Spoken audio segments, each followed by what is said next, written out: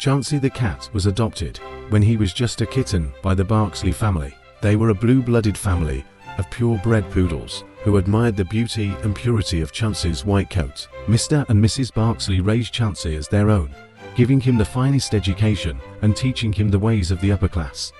He grew up to be a highly esteemed and proud gentleman, also adopting the arrogant attitudes, prejudices, and feelings of superiority like his peers. But Chauncy was also under a lot of pressure, as Mr. Barksly had made his inheritance a competition among his children.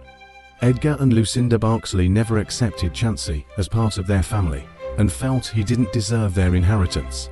They gave him a hard time, mocking him at family banquets and spreading gossip among high society. So Chauncy decided to start anew, moving away to the city and working at a business establishment that Mr. Barksly had connections at. Chauncy's reputation immediately flourished, thanks to his charm and distinguished upbringing. He made friends and became acquainted with the upper class, especially Sir Cardinal Beagmore. Sir Beagmore threw many parties and spent much time showing off his new friend Chauncy to all his guests. Then one day, there was word of a new businessman moving into town, a mouse named Reginald Whiskerton. Chauncy immediately thought little of Mr. Whiskerton, however, as he had heard gossip of the mouse coming from humble origins. Unfortunately, Mr. Whiskerton wanted to throw a banquet as a way to become more acquainted with the locals, forcing Chauncy to be obligated to go for the sake of his reputation. While dining, Chauncy could not help but scoff and snicker at the inadequate decorum and subpar tableware with the other guests. His pride inhibited him from giving Mr. Whiskerton any chance at earning his acquaintanceship. Sir Beagmore, on the other hand, took a liking to Mr. Whiskerton, finding his wit and expertise in business of great intrigue.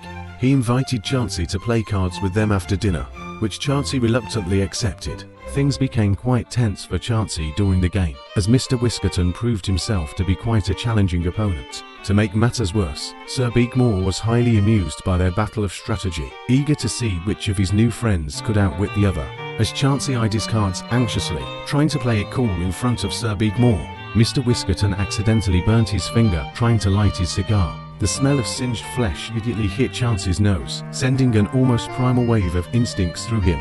All his pent-up impulses came bursting out of him at that moment, and he leapt across the table to brutally rip chunks of fur and flesh from Mr. Whiskerton's arm with his feline teeth. Chaos erupted in the room as the banquet guests began to scream and run away in horror, with Sir Beagmore frozen in wide-eyed horror as he gazed upon the gruesome scene unfolding. By the time Chauncy came back to his senses, the room was completely abandoned except for Mr. Whiskerton's unconscious body on the floor and Sir Beagmore cowering behind a marble statue. Across the room, Chauncy caught sight of a mirror, finding a disheveled, wild, and unrecognizable version of himself looking back.